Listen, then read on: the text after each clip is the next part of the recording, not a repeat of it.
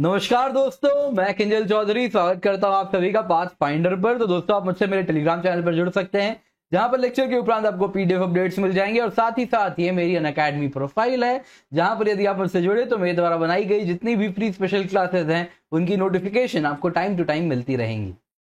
तो दोस्तों, दुबई में टेम्परेचर 50 डिग्री पार कर चुका था, बहुत ज्यादा गर्मी हो रही थी। और इस गर्मी से निजात पाने के लिए दुबई आसमान में ड्रोन छोड़ देती है, और ये ड्रोन किसी तरीके से फेक रेन करवाती है और टेम्परेचर वापस नॉर्मल हो जाता है, कम हो जाता है। तो ये क्या है? फेक रेन, आर्टिफिशियल रेन, जिसको आमतौर पर हम कहते हैं। दुबई ने फेक रेन टर्म यूज किया, इसलिए हम फेक रेन टर्म यूज कर रहे हैं। तो दोस्तों, ये जो वीडियो आप देख रहे हैं, ये नेशनल सेंटर फॉर मेट्रोलॉजी, तो आप देखें तो ये यूएई की ही एक संस्था है, उसने ये वीडियो शेयर किया। दोस्तों, ये जो बारिश है ये साधारण बारिश नहीं है, उन्होंने कहा ये फेक रेन है, रादर ये आर्टिफिशियल रेन है, अगर हम टेक्निकल टर्म का इस्तेमाल करें तो। दोस्तों, ये एक आर्टिफिशियल रेन है जो कि दुबई में हुई है। एंड दोस्तों, आर्टिफिशियल रेन कोई नई चीज तो नहीं है, इंडिया में भी सालों पहले ही हम भी कर चुके हैं, चाइना ने भी किया है, ब्रिटेन ने भी किया, और दुनिया के हर मेजर जो देश है उन्होंने कभी ना कभी आर्टिफिशियल रेन पर रिसर्च किया है और उस पर कभी ना कभी उसको इंप्लीमेंट भी किया है। पर दोस्तों, ये जो आर्टिफिशियल रेन हो रही है ये एक अलग टेक्नोलॉजी का इस्तेमाल कर रही है, जिस वजह से इसका जो एनवायरमेंटल इंपैक्ट है वो कुछ कम है। तो आज की इस क्लास में हम इसी पर चर्चा करने वाले हैं। क्या टेक्नोलॉजी इसमें इस्तेमाल हुआ है, नॉर्मल आर्टिफिशियल रेन क्या है, नॉर्मली ये आर्टिफिशियल रेन कैसे काम करता है, इसको क्लाउड सीडिंग कहते हैं, वो कैसे काम होता है। तो इन सब को आज हम जानेंगे। दोस्तों, ये समझने के पहले हमें जानना होगा नॉर्मल प्रेसिपिटेशन प्रोसेस को। तो नॉर्मल बारिश कैसे होती है? तो दोस्तों, अगर आप क्लाउड देखें तो वो किसके बने हैं? तो वो बने हुए हैं टाइनी वाटर ड्रॉपलेट और टाइनी आइस क्रिस्टल्स के। तो होता यूं है दोस्तों, जब वाटर, जमीन पर जो पानी है, वो पानी जब इवेपोरेट करता है तो क्या बन जाता है? Water vapour. वाटर वेपर बन के वो एटमॉस्फेयर में चला जाता है, और फिर एटमॉस्फेयर में वो वाटर वेपर पहुंच चुका है। फिर दोस्तों, उसको मिलता है कोई डस्ट पार्टिकल, उसको हो सकता है मिलता है कोई बैक्टीरिया, उसको हो सकता है मिलता है कोई पोलन ग्रेन, हो सकता है उसको कोई और, हो सकता है क्रिस्टल मिल जाए। तो ये सब दोस्तों एक प्रकार का क्लाउड कंडेंसेशन न्यूक्लियाई का काम करते हैं, यानी कि वो वाटर ड्रॉपलेट बनने के लिए सरफेस प्रदान करते हैं। तो ये सरफेस को पकड़ के अब वाटर वेपर इसके चारों तरफ क्या होने लगेगा? देख रहे हैं यहां पे वाटर ड्रॉप्स बनना शुरू हो जाएगा। तो अब वाटर वेपर उस डस्ट पार्टिकल के चारों तरफ लग के वाटर वेपर उस पर कंडेंस करना शुरू करेगा। तो ये डस्ट क्या कहलाएगा? Cloud condensation nuclei. दोस्तों, अगर ये डस्ट पार्टिकल नहीं दोगे तो वाटर वेपर वाटर ड्रॉपलेट में नहीं कन्वर्ट होगा। अगर टेम्परेचर 0 डिग्री सेल्सियस से कम है तो वाटर वेपर आइस क्रिस्टल में या स्नोफ्लेक में नहीं कन्वर्ट होगा। तो ये क्लाउड कंडेंसेशन न्यूक्लियाई बहुत इंपॉर्टेंट है कंडेंसेशन प्रोसेस में। तो दोस्तों, क्या होता है, अब वापस से आप सुनिए। तो क्लाउड्स क्या है दोस्तों? यही टाइनी वाटर ड्रॉपलेट्स हैं। ये वाटर ड्रॉपलेट्स हैं या फिर आइस क्रिस्टल्स हैं, जो कि क्या है, एटमॉस्फेयर में फ्लोट कर रहे हैं। क्यों? क्योंकि बहुत हल्के हैं। फिर क्या होता है दोस्तों, ये प्रोसेस होने के लिए क्या चाहिए? ये प्रोसेस होने के लिए चाहिए क्लाउड कंडेंसेशन न्यूक्लियाई, जिसमें रेन ड्रॉप या स्नोफ्लेक फॉर्म करें। तो इसी पर अगर आप देखें तो धीरे धीरे क्या होता है, आइस क्रिस्टल इन क्लाउड में क्या होने लगता है, जैसे जैसे आइस क्रिस्टल बनता है, ये आइस क्रिस्टल एक बन गया तो ये वाटर ड्रॉपलेट को अपनी तरफ खींचना शुरू करता है। तो इस पर वाटर ड्रॉपलेट खींचने लगता है और इस सरफेस पे धीरे धीरे वो भी जमता जाता है। ओवर टाइम ये आइस क्रिस्टल बड़ा हो जाता है, या फिर वाटर ड्रॉपलेट आपस में चिपकने लगे, कोएलेस करने लगे तो बड़ा होने लगेगा। अगर बड़ा होने लगेगा तो बड़ा होके क्या हो जाएगा? भारी हो जाएगा। भारी हो जाएगा तो नीचे गिर जाएगा। जब नीचे गिरेंगे तो हम मोटी मोटी बूंदों को इस प्रकार से कुछ गिरते हुए देखेंगे, तो हम क्या कहेंगे, क्या हो रहा है? बारिश हो रही है। तो ये प्रोसेस क्या हुआ? प्रेसिपिटेशन। अब वो वाटर ड्रॉपलेट्स गिरे या भारी भरकम स्नोफ्लेक गिरे, कुछ भी गिर सकता है। बट बॉटम लाइन इज, जब ये water in form of water या फिर लिक्विड फॉर्म में या सॉलिड फॉर्म में जब नीचे गिरे तो हम क्या कहते हैं, क्या हो रहा है, प्रेसिपिटेशन हो रहा है। तो इन शॉर्ट दोस्तों प्रेसिपिटेशन प्रोसेस के लिए क्या क्या चाहिए, एक तो चाहिए एटमॉस्फेयर में मॉइस्चर यानी वाटर वेपर हो, और दूसरा चाहिए एक क्लाउड कंडेंसेशन न्यूक्लियाई जिसके ऊपर वाटर ड्रॉपलेट्स क्या हो, कंडेंस हो, वाटर वेपर क्या हो, कंडेंस हो, वाटर ड्रॉपलेट बने। यही वाटर ड्रॉपलेट ओवर टाइम कोएलेज करते हैं, बड़े होते हैं, ग्रो करते हैं, उनका वजन बढ़ता है और फिर ग्रेविटी से नीचे गिर जाते हैं, तो हम कहते हैं प्रेसिपिटेशन हो गया।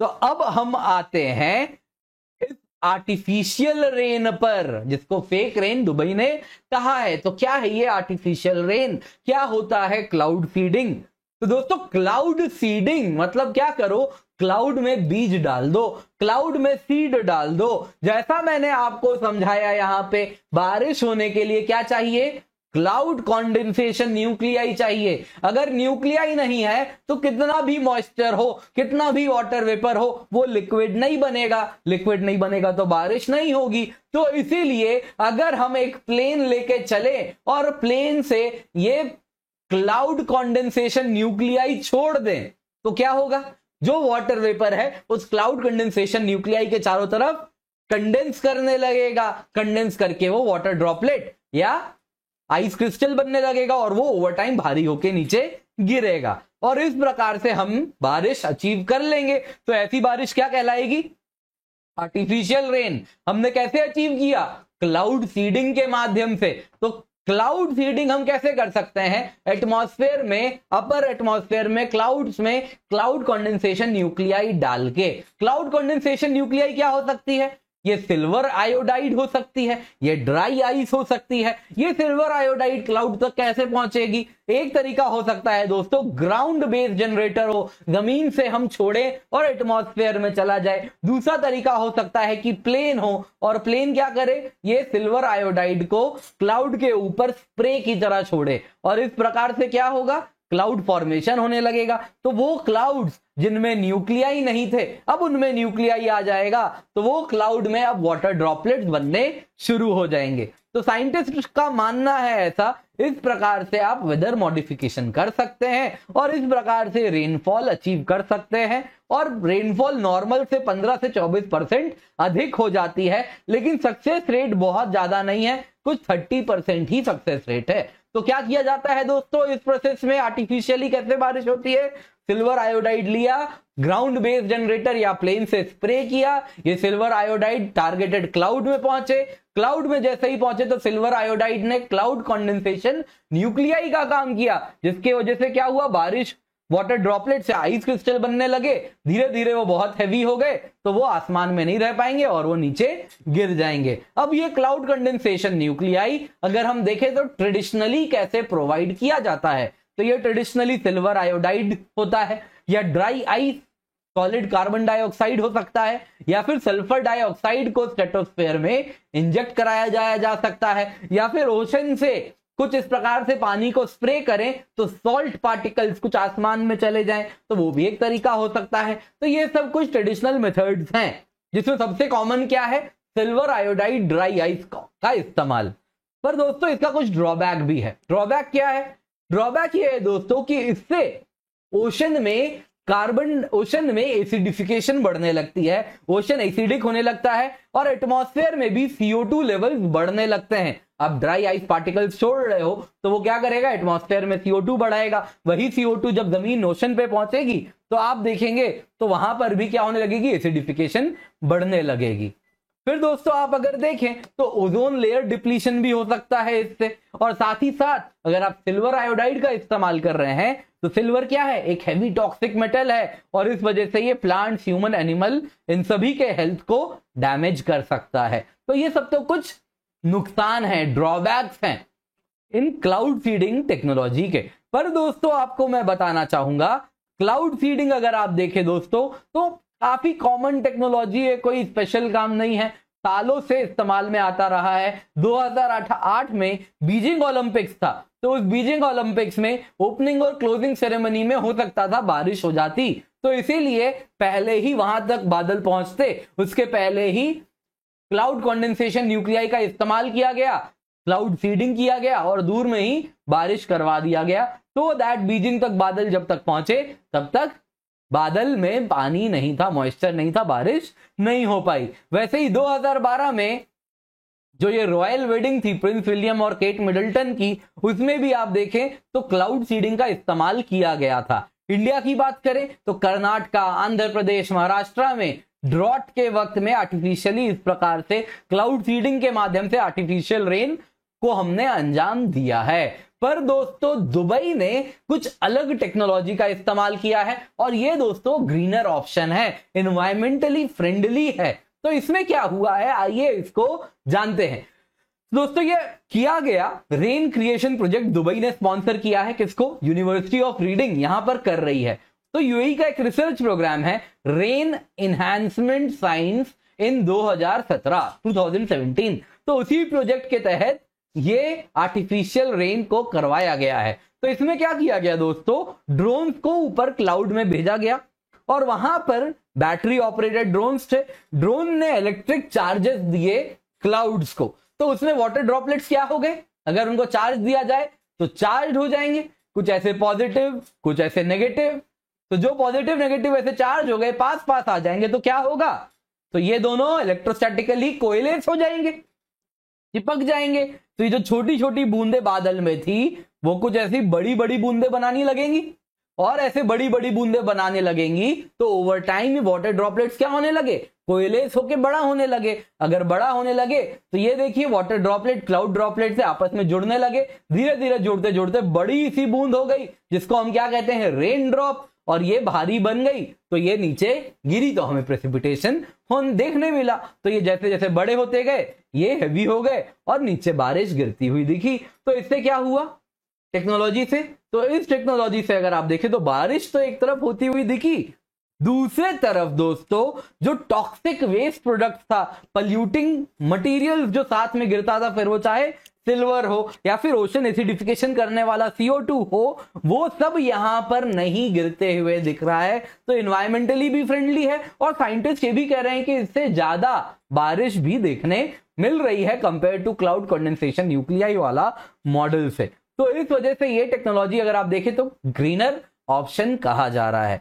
दोस्तों आई होप आपको आज की क्लास पसंद आई होगी तो लाइक जरूर कीजिएगा, चैनल को सब्सक्राइब कीजिए एंड वीडियो अपने दोस्तों के साथ शेयर जरूर करें। तो दोस्तों जब भी अनअकैडमी पर आए यूज द कोड KC10 क्योंकि इससे आपको सिर्फ 10% ऑफ नहीं मिलेगा, बेस्ट मेंटरशिप मिलेगी, डायरेक्ट हैंड होल्डिंग मिलेगी, बेस्ट नोट्स मिलेंगे और जो गाइडेंस है वो सारी सब्जेक्ट्स ऑफ GS ऐसे ज्योग्राफी ऑप्शनल में मेरे द्वारा आपको मिलेगी एंड ये हैंड होल्डिंग मैं खुद प्रोवाइड करूंगा। दोस्तों आप अनअकैडमी में देख सकते हैं इंडिया के बेस्ट एजुकेटर्स हमारे साथ जुड़े हुए हैं, जैसा आप स्क्रीन पर इस वक्त देख पा रहे होंगे। तो इनके द्वारा बनाया गया है ढेर सारा कोर्स एंड ये सारा सब्सक्रिप्शन आपको एक साथ मिल जाएगा। इनके द्वारा बनाए गए जितने भी अनअकैडमी में UPSC CSE कैटेगरी में कोर्सेज हैं ये सारे आपको मिल जाएंगे। तो दोस्तों इसकी कीमत 1 अगस्त से बढ़ने वाली है, लेकिन इस वक्त आपको बहुत ही ज्यादा रीजनेबल प्राइस में हम ये प्रोवाइड कर रहे हैं एंड आप जैसा देख सकते हैं दोस्तों, तो ये प्राइसेस जो इस वक्त आपको मिल रही हैं आप जैसा स्क्रीन पर देख पा रहे हैं, 1 साल की कॉस्ट बैच कोर्स की 1.25 लाख, फिर आप देखें मेंस टेस्ट सीरीज इसकी कीमत 30,000, फिर आप देखें तो प्रीलिम्स टेस्ट सीरीज की कीमत 15,000, किताबों की कीमत 10,000, ऑप्शनल बैचेस की कीमत 50,000। ये टोटल कॉस्ट दोस्तों 2,30,000 करीब होती है। ये आपको हम प्रोवाइड कर रहे हैं बस और बस 57,500 में और 1 अगस्त से प्राइसेस बढ़ेंगी। पर दोस्तों यहां पर और एक अच्छी न्यूज है। अच्छी न्यूज क्या है, हम आपको एडिशनल 10% ऑफ दे रहे हैं जिसके तहत GS प्लस ऑप्शनल की कीमत है लिमिटेड पीरियड के लिए 49,680 रुपीज। तो इसमें आपको प्रोवाइड कर रहे हैं ये हम लिमिटेड डिस्काउंट, तो KC10 कोड का इस्तेमाल करें। इसके सिवा दोस्तों आप देख सकते हैं CSE एश्योर्ड प्रोग्राम भी रन कर रहे हैं जिसके तहत आपको हम 1 साल की सब्सक्रिप्शन मीन्स 2022 तक, 2 साल की सब्सक्रिप्शन मीन्स 2023 तक वैलिड रहेगी आपकी, और साथ ही साथ आपको फ्री टेस्ट सीरीज हम दे रहे हैं किसी भी GS ऑप्शनल कॉम्बो में। ऑप्शनल का भी टेस्ट सीरीज है, GS का भी टेस्ट सीरीज है। इसके सिवा दोस्तों CSE एश्योर है, अगर आप 2 साल की सब्सक्रिप्शन लें और उसके बावजूद अगर आप UPSC CSE एग्जाम नहीं क्लियर कर पाते तो आपको 1 साल की एक्सटेंशन मिल जाएगी। और अनअकैडमी नोट्स हैं जो कि हिंदी और इंग्लिश दोनों ही भाषाओं में अवेलेबल है, 20 बुक्स हैं, आपको घर पे शिफ्ट किए जाएंगे, पहुंचाए जाएंगे। और टेस्ट सीरीज है दोस्तों फ्री प्रोवाइड की जा रही है लगभग 30,000 कीमत की, और साथ ही साथ GS ऑप्शनल में कॉम्बो में ह्यूज डिस्काउंट है 49,680 रुपीज सिर्फ कुछ दिनों तक ही है, तो इसका लाभ उठाएं। ये ऑफर दोस्तों आपको बता दूं मैं, ऑप्शनल टेस्ट सीरीज भी मिल रही है, तो ये 28 जुलाई को खत्म हो रही है, जैसा आप स्क्रीन पर देख सकते हैं। इसके सिवा दोस्तों आप देख सकते हैं प्रीलिम्स के टेस्ट सीरीज में 80 टेस्ट हैं, जिसमें 50 प्रीलिम्स टेस्ट हैं, 30 मेंस टेस्ट हैं। तो ये यूपीएससी सीएससी का टेस्ट है, जीएस का 50 प्रीलिम्स 30 मेंस टेस्ट हैं। और साथ ही साथ दोस्तों लोन भी अवेलेबल है, डिस्क्रिप्शन बॉक्स में आप चेक कर सकते हैं। एंड साथ ही साथ आप हिंदी और इंग्लिश दोनों ही भाषाओं में भी फिजिकल बुक्स पा सकते हैं। एंड दोस्तों आपको मैं कीमत बता दूं, प्लस सब्सक्रिप्शन की कीमत है 2 साल की 64,800 रुपीज, 2 साल की आई करने की कीमत है 1,04,175 रुपए। ये कॉस्ट तब है जब आप कोड KC10 का इस्तेमाल करेंगे। और दोस्तों 1 साल की ऑप्शनल सब्सक्रिप्शन की कीमत है 24,750 रुपए on using the code KC10। Unacademy combat scholarship test का हिस्सा बने। 28 जुलाई से नए बैचेस स्टार्ट हो रहे हैं और फ्री टेस्ट सीरीज है, KC10 कोड का इस्तेमाल करें और इसका हिस्सा बने। Thank you so much for joining, have a great day.